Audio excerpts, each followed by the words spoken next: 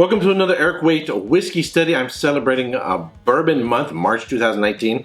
In this video, I'm going to be reviewing the Blanton's Original Kentucky Straight Bourbon. This is bottled at 93% proof or 46.5% alcohol by volume.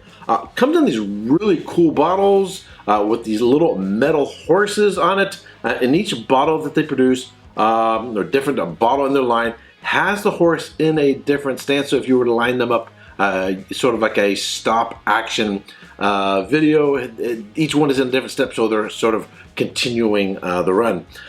Interesting, the bottle has a real thin, narrow strip of wax when you open it, and it has this little sort of ring that goes around it with two little pull tabs, and you just kind of pull them apart like this and the wax comes right off.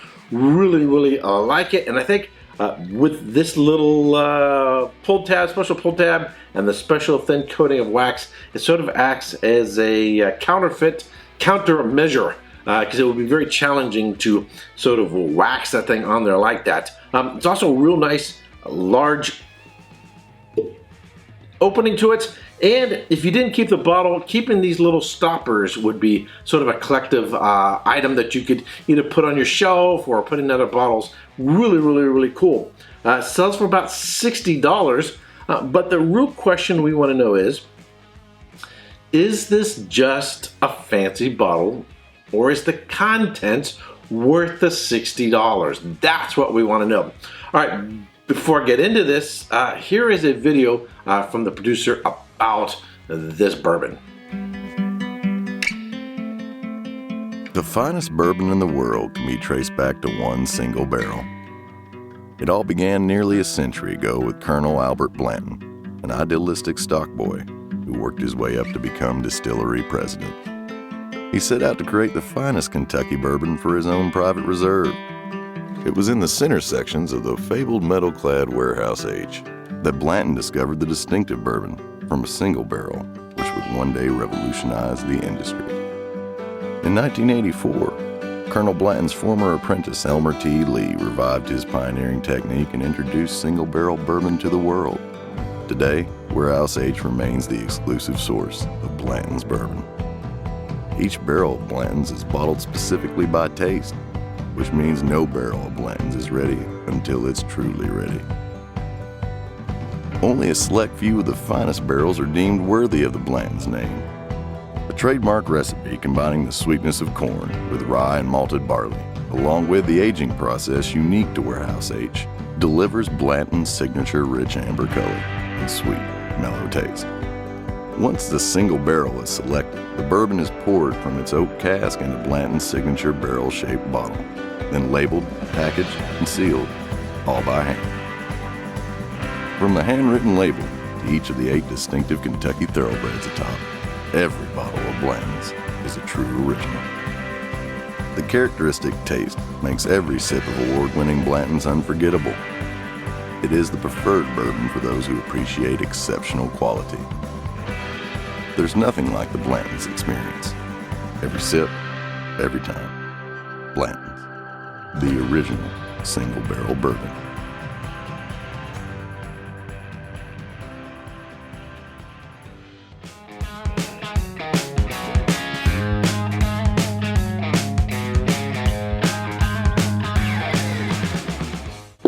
So I've gotten this down. It doesn't exactly have a shoulder. It's sort of shaped like a extra large old hand grenade. I've got it down just above the label, and I would say I really like this bourbon. And it sort of has, I would say, a classic bourbon profile. All the notes you're gonna get on a bourbon like this, it's gonna sound like your typical bourbon.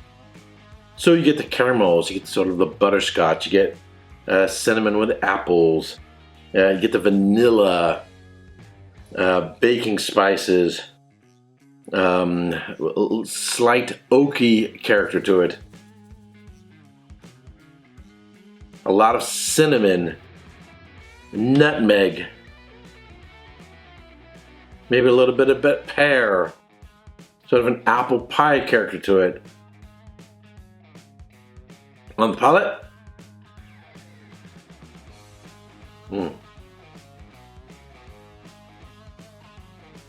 I would say on the palate, it's not as a sweet, syrupy, sort of unctuous bourbon that a lot of other bourbons can be.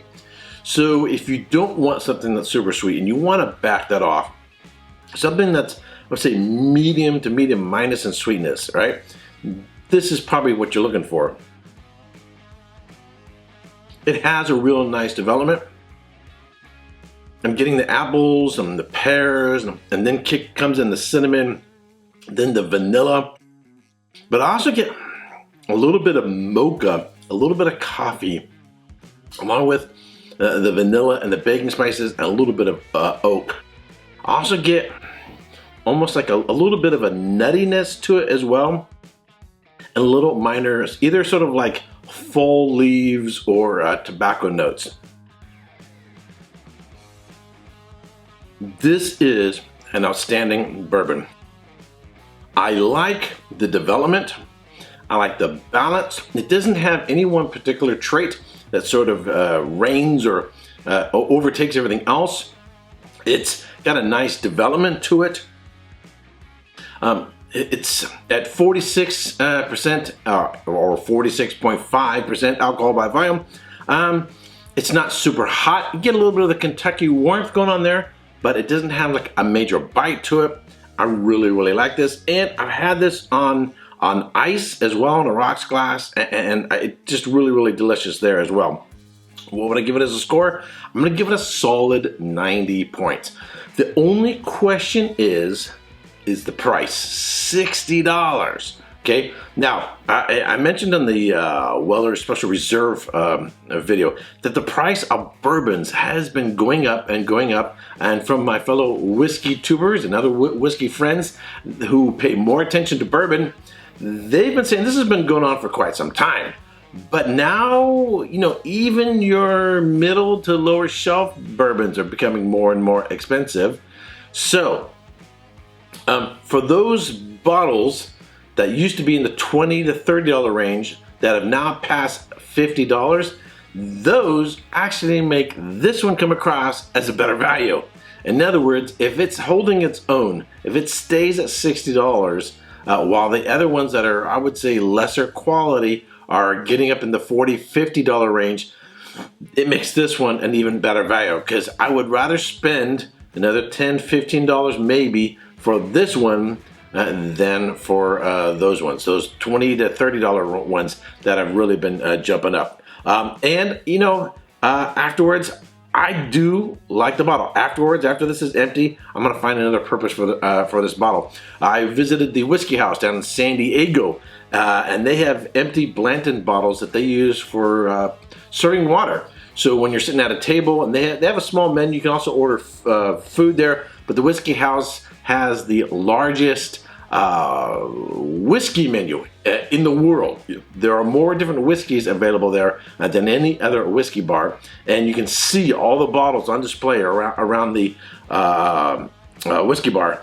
A really fantastic place. But when you're sitting there, they bring you a bottle of water. They bring it in a Blanton's bottle minus the labels, and I think they put a regular topper on it. They've removed the fancy topper on it, but still they're serving these bottles. It's something cool. I know it's the contents that ultimately matters, but you know, I want a car that not only runs well, I want it to be pretty. I want a house that not only provides a roof over my house, has good working plumbing. I want an attractive house.